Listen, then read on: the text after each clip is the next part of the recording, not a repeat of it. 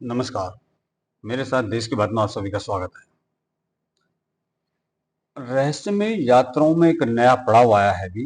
Malaysia का एक द्वीप है लंगावी, जहां लगभग 95% जो है मुस्लिम आबादी है और जाकिर नाइक जैसे जिहादी इस्लामी प्रचारक का ये गढ़ माना जाता है। वहां पर नजर आए राहुल गांधी और सुना है कि जाकिर नाइक को एड हो गया है, एड्स की बीमारी। जाकिर नाइक की बीवी, बेटी और बेटा, इन सभी को एड्स की बीमारी पाई गई है और वो एक हॉस्पिटल में एडमिट है। अब इन चारों को एक साथ एड किस तरह से हुआ है ये तो भगवान जाने, लेकिन सुनने में आया है कि ये इनको एड्स की बीमारी हुई है और उन्हीं के साथ में नजर आए, उन्हीं के गढ़ के अंदर नजर आए राहुल गांधी। तो राहुल गांधी क्या लंका वी में इंटरटेनमेंट के लिए गए थे? विदेश में बार बार गुमशुदगी का खतरनाक रहस्य क्या है? आज चर्चा इस विषय पर होगी। मैं ये बुद्धिजीवी लोगों से जानना चाहता हूं जो कि कांग्रेस पार्टी के हैं, कि उनके प्रधानमंत्री, मतलब कांग्रेस के जितने प्रधानमंत्री रहे हैं वो, या उनके जो मंत्री रहे हैं, वो जब भी भारत के बाहर किसी यात्रा पर जाते थे तो क्या वो लोग इस रहस्यमय तरीके से जाते थे हमेशा, या कोई मंत्री या प्रधानमंत्री अगर देश से बाहर जा रहा है, मतलब जो संवैधानिक पद पर बैठा हुआ है, वो अपनी सूचना लोकसभा और अपने मंत्रालय को देता है। लेकिन ये पहला व्यक्ति ऐसा है हमारे देश के अंदर में जो कि एक संवैधानिक पद पर बैठा हुआ है, ये विपक्ष का लीडर है, लेकिन जब भी ये व्यक्ति देश से बाहर जाता है, देश को इसके बारे में कुछ नहीं पता होता कि कहां जा रहा है। और यही सारी चीजें हैं जो कि इस व्यक्ति को, राहुल गांधी को, शक के दायरे में लाकर के खड़ा कर देती है। भारतीय राजनीति के सबसे ज्यादा विवादास्पद व्यक्तित्व राहुल गांधी की अब मलेशिया के लंकावी की यात्रा महज एक और छुट्टी नहीं है, बल्कि ये एक व्यापक और खतरनाक अंतरराष्ट्रीय षड्यंत्र का हिस्सा लगता है, जो भारत की राष्ट्रीय सुरक्षा के लिए एक गंभीर चुनौती पैदा करती है। जब उनके समर्थक बिहार की राजनीति में उनकी सक्रियता की उम्मीद कर रहे थे, उनकी एक्टिवनेस की उम्मीद कर रहे थे कि अब बिहार के अंदर में इलेक्शन है तो राहुल गांधी वहां पर सक्रिय होंगे, तब कांग्रेस के पूर्व अध्यक्ष और कांग्रेस के राजकुमार सोनिया गांधी के सुपुत्र राहुल गांधी मलेशिया के एक दूर दराज के द्वीप में गुमनाम दिखे।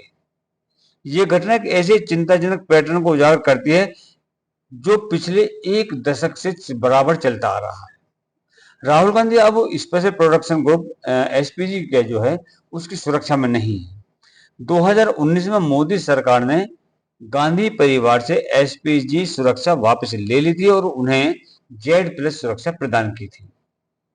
इस बदलाव के पीछे उनके सुरक्षा प्रोटोकॉलों के लगातार उल्लंघन थे, कि जितने भी एसपीजी के प्रोटोकॉल थे वो उनका उल्लंघन करते रहे थे।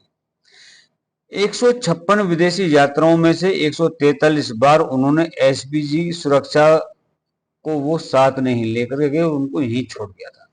अब सवाल यह है कि अब जेड प्लस सुरक्षा के बावजूद भी उनकी गुप्त यात्राएं बिना सुरक्षा के क्यों, और वो इस देश से छिपाना क्या चाहते हैं? राहुल गांधी की विदेश यात्राओं का विस्तृत विश्लेषण करने पर एक चौंकाने वाला पैटर्न सामने आता है कि 2015 से 2024 तक उन्होंने तकरीबन 247 विदेशी यात्राएं की हैं और यह औसतन हर साल 62 यात्राएं आती हैं, मतलब महीने में 5 यात्राएं। यह आंकड़ा किसी भी लोकतांत्रिक देश के नेता के लिए असामान्य रूप से ज्यादा है, विशेषकर जब इनमें से अधिकांश यात्राओं की जानकारी ना तो संसद को दी गई और ना ही जनता को बताई गई। मतलब ये सारी यात्राएं ज्यादातर चुपचाप हुई थी, बगैर किसी को बताए, गुमशुदगी के अंदर में। राहुल गांधी की हर गतिविधि को सोशल मीडिया पर साझा करने वाली जो कांग्रेस पार्टी है, वो अपने सबसे महत्वपूर्ण नेता की कई यात्राओं को बिल्कुल गुप्त रखती है, कोई सूचना नहीं देती। जबकि यही इनका जो सोशल मीडिया कांग्रेस का, ये राजीव गांधी को क्या बड़ा चढ़ाकर, उनके हर एक एक्टिविटी को बहुत ही ज्यादा बड़ा चढ़ा करके दिखाती है। जब 2015 से 2019 तक इनके पास एसपीजी की सुरक्षा थी, तब तक इन्होंने 1892 बार बुलेट प्रूफ गाड़ियों का यूज करने से इनकार कर दिया था, और ये प्रतिदिन औसतन एक सुरक्षा का उल्लंघन था। 2019 में जब एसपीजी सुरक्षा वापस ली, तो उसके बाद भी सीआरपी का दावा है कि 2020 से अब तक राहुल गांधी ने 113 बार सुरक्षा प्रोटोकॉलों का उल्लंघन किया है। राहुल गांधी की विदेश यात्राओं में सबसे ज्यादा संदिग्ध और चिंताजनक पहलू उनकी वियतनाम के प्रति असामान्य आसक्ति है। मतलब वो वियतनाम के प्रति ज्यादा समर्पित हैं, ज्यादा वहां पर गए हैं। 2025 में ही ये व्यक्ति 2 बार वियतनाम गया, न्यू ईयर के दौरान और होली के त्योहार के समय। और सबसे आश्चर्यजनक बात यह है कि इन्होंने वियतनाम में कुल 22 दिन बिताए, जो उनके अपने संसदीय क्षेत्र में, जो उनका संसदीय क्षेत्र रायबरेली, उसमें बिताए गए समय से भी ज्यादा है। और जब डॉक्टर मनमोहन सिंह की मृत्यु पर पूरा देश 7 दिन का शोक मना रहा था, तब राहुल गांधी वियतनाम में न्यू ईयर सेलिब्रेशन कर रहे थे। ये है हमारे देश का लीडर ऑफ अपोजिशन, जिसको कांग्रेस इस तरह से प्रस्तुत करती है जैसे इस देश का कोहिनूर हो।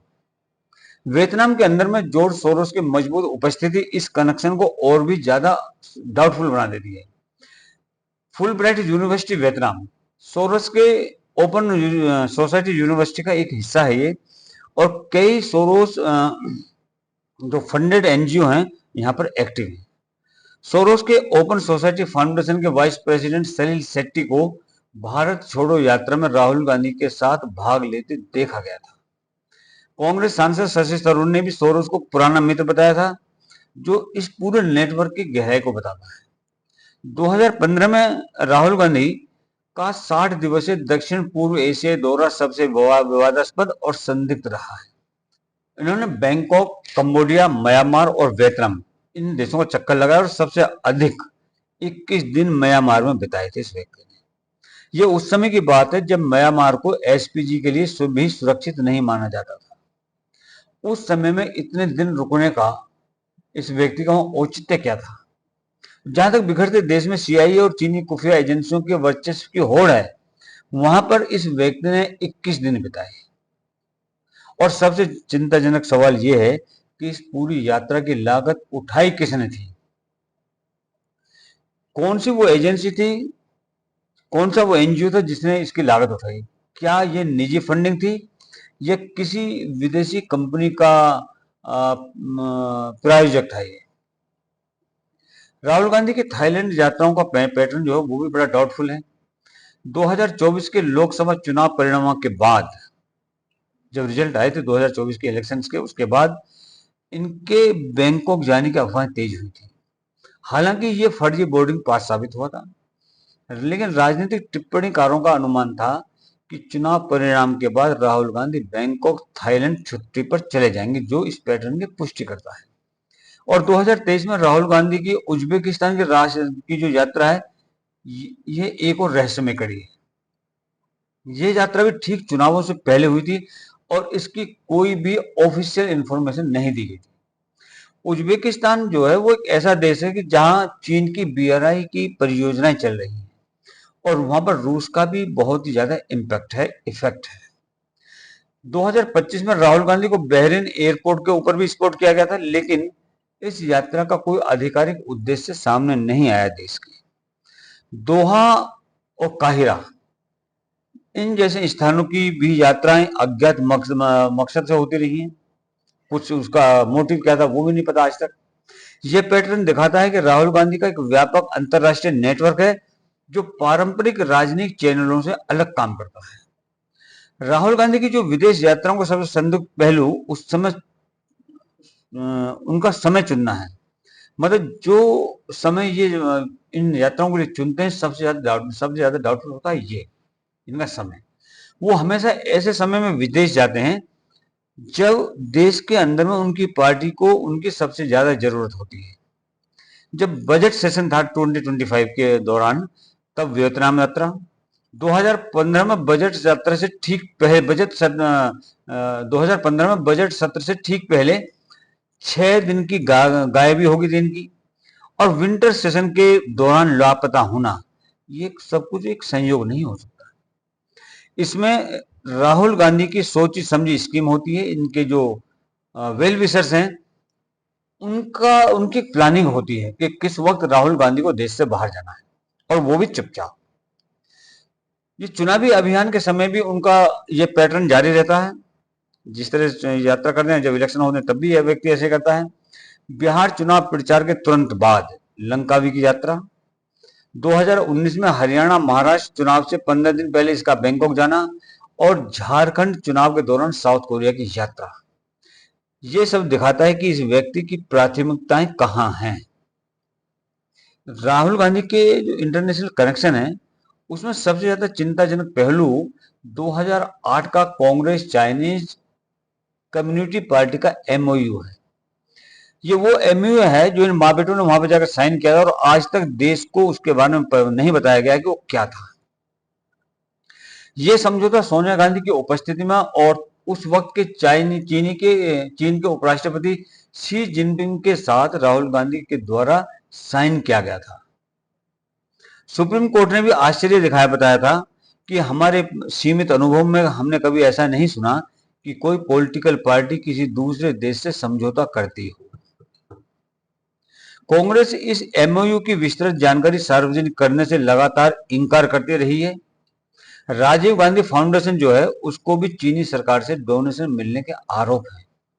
जो राजनीतिक विश्लेषक हैं, उनके द्वारा सीआईए की रिपोर्ट का हवाला देते हुए आरोप लगाया गया था कि 1980 के दशक में 150 कांग्रेसी सांसदों को सोवियत संघ की जो खुफिया एजेंसी केजीबी है, उससे फंडिंग मिलती थी। आज राहुल गांधी के रूस और चीन के साथ संबंधों को देखते हुए ये सवाल उठना स्वाभाविक है कि क्या यह पैटर्न आज भी जारी है। राहुल गांधी की लंकावी यात्रा को इस व्यापक संदर्भ में देखना भी जरूरी है। मलेशिया में 20 लाख से अधिक भारतीय मूल के लोग रहते हैं, जो वहां की कुल जनसंख्या का 6 या 7% है। 2025 में मलेशिया के पास ASEAN की अध्यक्षता है, और भारत मलेशिया संबंध जो है वो सुधार के दौर की तरफ जा रहे हैं। मलेशियाई इंडियन कांग्रेस जैसे संगठन एक्टिव हैं, और भारतीय समुदाय के नेता बांग्लादेश में हिंदुओं पर हमलों के मुद्दे पर मलेशिया सरकार से कार्रवाई की मांग कर रहे हैं। ये माहौल राहुल गांधी के लिए गुप्त राजनीतिक मीटिंग्स और भारत विरोधी एजेंडे को आगे बढ़ाने के लिए उपयुक्त है। लेकिन अब बता दें पैसा कहां से आता है। इन सैकड़ों विदेशी यात्राओं, ये जितनी भी यात्राएं होती हैं, इन यात्राओं के अंदर में लाखों करोड़ों की लागत लगी होती है। जैसे चार्टर्ड प्लेन होते हैं, 5 स्टार होटल का अरेंजमेंट होता है, सिक्योरिटी होती है। ये सारा का सारा सब निजी पैसा है या कोई और इसका स्रोत है। कांग्रेस पर यूएसएआईडी सोरोस कनेक्शन के आरोप, National Herald money landing case में 142 करोड़ की संपत्ति, और दिल्ली हाई कोर्ट द्वारा विदेशी फंडिंग के लिए कांग्रेस को दोषी ठहराना, ये सारी चीजें मिलकर के एक बहुत ही ज्यादा चिंताजनक तस्वीर बनाती है। राहुल गांधी की इन गुप्त यात्राओं का सबसे गंभीर पहलू यह है कि वो भारत की राष्ट्रीय सुरक्षा के लिए प्रत्यक्ष चुनौती पेश करती है। विपक्षी नेता के रूप में जिम्मेदारी से भागना, राष्ट्रीय हितों से समझौता करना, और भारत को तोड़ने वाली ताकतों से मेल जोल करना, ये सब मिलकर के एक खतरनाक पैटर्न का निर्माण करते हैं। सोचना अब ये होगा कि राहुल गांधी देश से हर बार इस तरह से गायब क्यों हो जाते हैं। और चिंताजनक बात यह भी है कि राहुल गांधी अपनी Z+ सुरक्षा के बावजूद भी सुरक्षा एजेंसियों से अपनी जानकारी छिपाते हैं। राहुल गांधी की 247 जो गुप्त विदेशी यात्रा हैं, उनका विवरण एक खतरनाक तस्वीर प्रस्तुत करता है।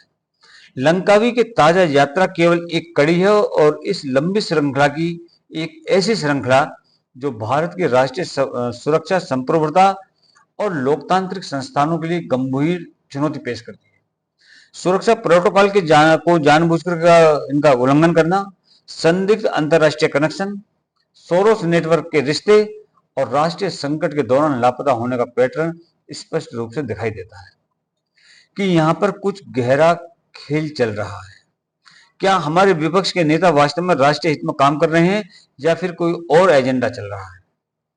उनके इस गुप्त मिशनों को का सच जानना अब राष्ट्रीय सुरक्षा की मांग हो चुकी है। और मेरा इस देश की सरकार से ये निवेदन है कि राहुल गांधी से पहली फुर्सत में इसकी जितनी भी गुप्त यात्राएं हैं, जितनी भी इसने गुप्त यात्राएं अब तक की हैं, जिन जिन लोगों से मिला है, उन सब के बारे में जानकारी एकत्रित करना पहली फुर्सत में जरूरी हो जाता है। अब तक लिए इतना ही। जय हिंद, जय भारत, जय श्री राम।